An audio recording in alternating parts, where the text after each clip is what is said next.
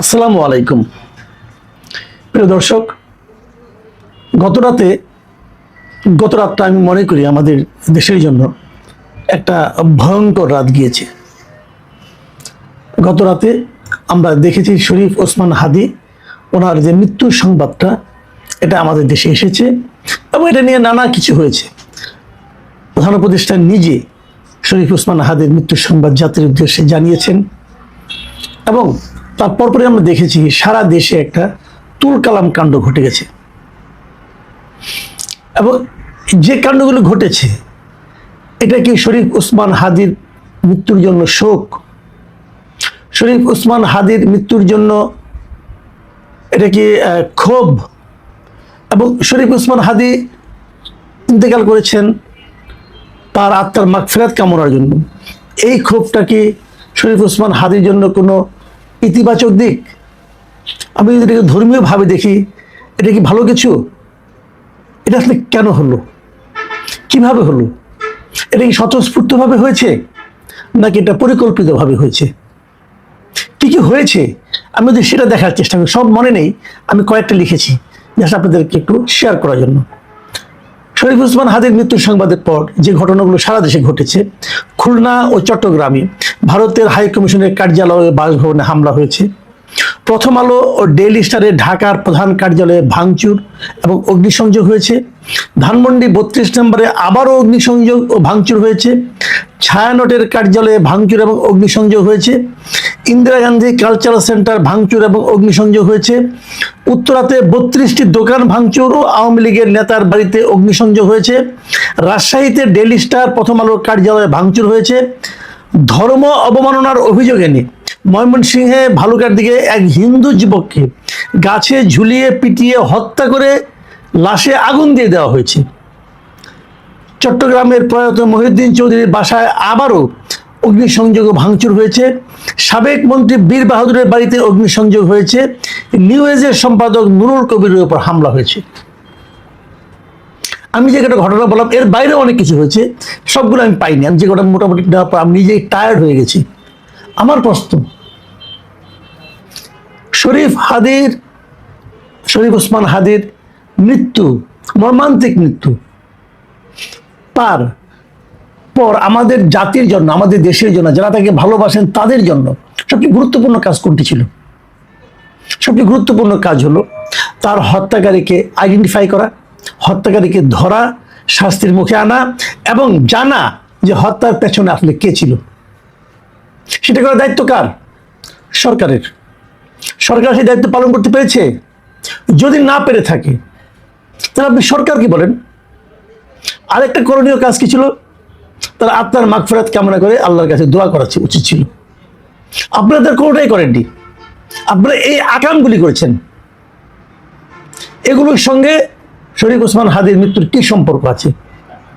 শরীফ ওসমান হাদির মৃত্যুর প্রতিকারের সঙ্গে কি সম্পর্ক আছে? আপনারা প্রথম আলো জ্বালিয়ে দিতে পারেননি। যদি জ্বালিয়ে দিতেন পুরাটাই, তাহলে কি শরীফ ওসমান হাদির মৃত্যুর ওনার আত্মায় শান্তি পেত? শরীফ ওসমান হাদিকে কখনো বলেছে যে প্রথম আলো আমাদের জন্য একটা খারাপ জায়গা, এটা থাকলে আমার দেশের সার্বভৌমত্ব নষ্ট হচ্ছে? কখনো বলেছে? প্রথম আলো ডেইলি স্টারকে আক্রমণ করতে হবে, প্রথম আলো ডেইলি স্টারকে আক্রমণ করলে দেশে শান্তি ফিরে আসবে, এই বয়ান কে প্রচার করেছে দেশে? এই বয়ান প্রচার করেছে ইলিয়াস হোসেন, এই বয়ান প্রচার করেছে পিনাকি ভট্টাচার্য। আপনারা সবাই পিনাকি ভট্টাচার্যের অনুচর হিসাবে, তাদের পেইড কিনা আমি বলতে পারবো না, তার অনুচর হিসাবে আপনারা এই আকাম কুকামে লিপ্ত হয়েছেন। কি লাভ করেছেন আপনারা? আমরা দেখেছি অনলাইনে যখন এই ঘটনাগুলি ঘটছে তখন প্রতি মুহূর্তে আমরা দেখেছি ইলিয়াস হোসেন তার ভেরিফাইড ফেসবুক পেজ থেকে একটার পর একটা পোস্ট দিচ্ছে। প্রথমে একটা পোস্ট দিল যে প্রথম আলোর একটা ইটও যেন না থাকে। এটা দেওয়ার পর ঠিক 8 মিনিট পরে একটা পোস্ট দিল যে প্রথম আলোকে বাঁচাতে ওদের অফিসের সামনে সেনাবাহিনী আসলে ওদেরকে উচিত জবাব দেওয়ার জন্য অনুরোধ থাকলো। দেখুন কত বড় উস্কানি। তারপরে তার 12 মিনিট পরে একটা পোস্ট দিল যে প্রথম আলো ডান, ডেইলি স্টারে চলে আসেন। ভারতের আস্তানা এদেশে থাকতে দেওয়া হবে না, শাহবাগের সবাই এখন চলে আসেন। মানে প্রথম আলোর কাজ হয়ে গেছে, এখন আপনারা ডেইলি স্টারে আসেন, সেটাকে অ্যাটাক করতে হবে। তারপরে বলছে এদেশে কোনো ভারতের আস্তানা থাকতে দেওয়া হবে না, এবং শাহবাগে যারা জমায়েত হয়েছিল তারাও সবাই এখন ডেইলি স্টারে চলে আসেন। তারও 10 মিনিট পরে দিল একটা স্টেটাস আসছে, সেখানে গুলো ডেইলি স্টার ডান, ওয়েল ডান বয়েজ, মানে সবাই তার বয়েজ আর কি, আর উনি হলেন লিডার। এই হলো আমাদের দেশের অবস্থা। এবং আমার সবচেয়ে ধিক্কার এই সরকারকে, ধিক্কার এই সরকারের স্বরাষ্ট্র মন্ত্রণালয়কে, আমার ধিক্কার সেনাবাহিনীকে পর্যন্ত। কারণ সেনাবাহিনীকে কিন্তু ম্যাজিস্ট্রেসি ক্ষমতা দেওয়া হয়েছে।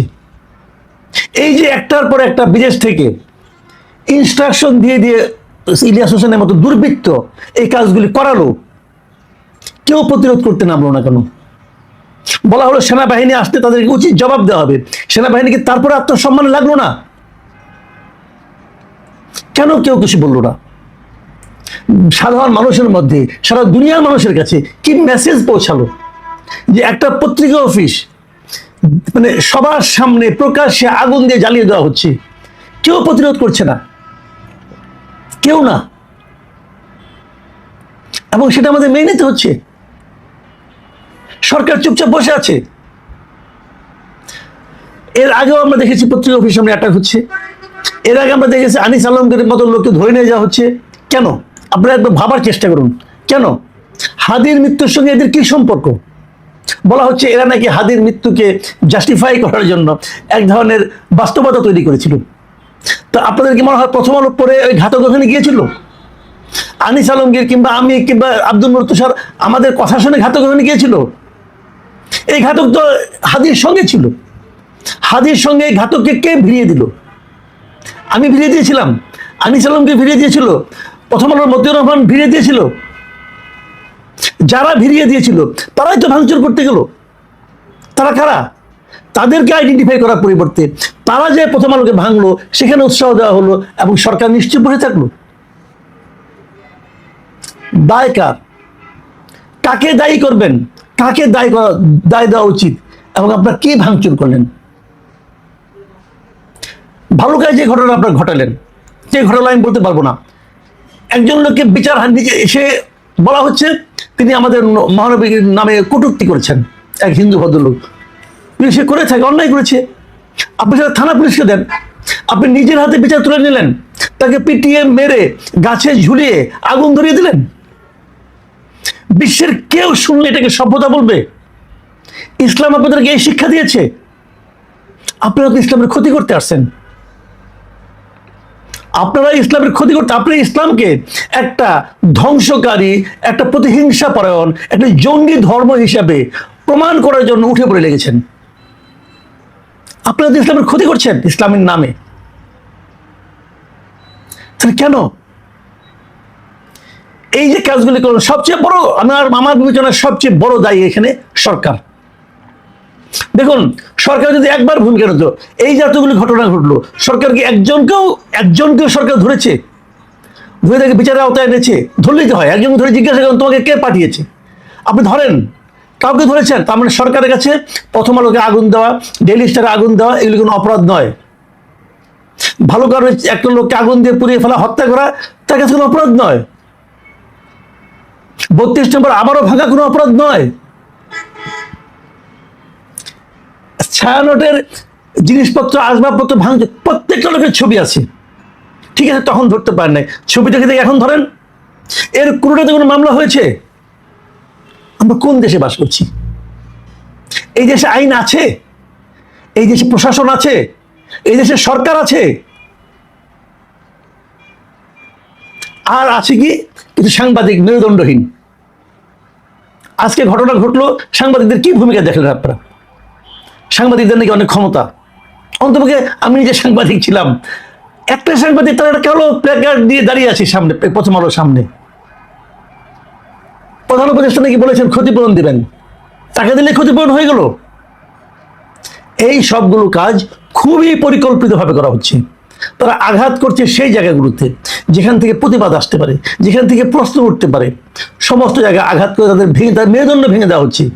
আজকে পারত না পত্রিকাগুলো? উচিত ছিল পত্রিকাগুলো যে এই ঘটনার প্রতিবাদে তারা একদিন পত্রিকা বন্ধ রাখবে। আমরা দেখেছি কিন্তু এরশাদ আমরা আমি তখনও সাংবাদিকতা করতাম, পত্রিকা বন্ধ ছিল, 3 দিন 4 দিন পত্রিকা বন্ধ, একটা কারা কারণে এরশাদ বলে দিয়েছিল এই জিনিসগুলো লেখা যাবে না, তার প্রতিবাদে পত্রিকা বন্ধ ছিল কয়েকদিন। এরশাদের পতন হয়ে গিয়েছিল এই ঘটনায়। আর এখন তারা কালো প্ল্যাকার্ড দিয়ে দাঁড়ায় থাকে, বিশাল প্রতিবাদ। এই কালো প্ল্যাকার্ড আগুন নিববে, এই কালো প্ল্যাকার্ডের মাধ্যমে মানুষের মনে যে ভয় ঢুকে দেওয়া হয়েছে, সংবাদ মাধ্যমকে যে মেরুদণ্ড ভেঙে দেওয়া হয়েছে, সেটা জোড়া লাগবে। এই মেরুদণ্ডহীন সংবাদপত্র মালিকরা, সম্পাদকরা, মানে এদের কোনো লাজ লজ্জা নাই, এদের কোনো মান সম্মান নাই। বিরাট একটা কাজ করে ফেলেছে, আমি প্রতিবাদ করেছি। আমি খুবই হতাশ, সত্যি কথা বলতে গিয়ে আমি খুবই হতাশ। এই দেশটা কিভাবে চলছে, কে চালাচ্ছে, কেন এইভাবে চালাচ্ছে, কাদেরকে ইনভাইট করতেছে, কারা সামনে আসতেছে, এগুলি কেন? আমি যদি বলি এই সমস্ত স্থিরতার পেছনে মূল কারণ হচ্ছে, যেই মাত্র তারেক রহমান জানিয়েছেন যে উনি এই দেশে ফিরছেন, তার এই ফেরাটাকে অনিশ্চিত করার জন্য, এই ফেরার প্রতিবাদে আসলে এগুলি চালানো হচ্ছে। এগুলি চালিয়ে তারা তারেক রহমানকে বোঝাতে যাচ্ছে দেশের অবস্থা খারাপ, তুমি এসো না, আর কিচ্ছু না।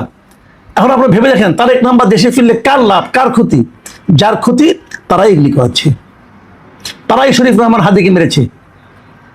এবং এখানে রাজনীতি আছে, আমি এখনো মনে করি শরীফ রহমান হাদির কি মৃত্যুর পিছনে রাজনীতি আছে, আমাদের দেশীয় রাজনীতি আছে, এবং তাদের যারা এজেন্ট বাইরে আছে তারা এগুলি করাচ্ছে।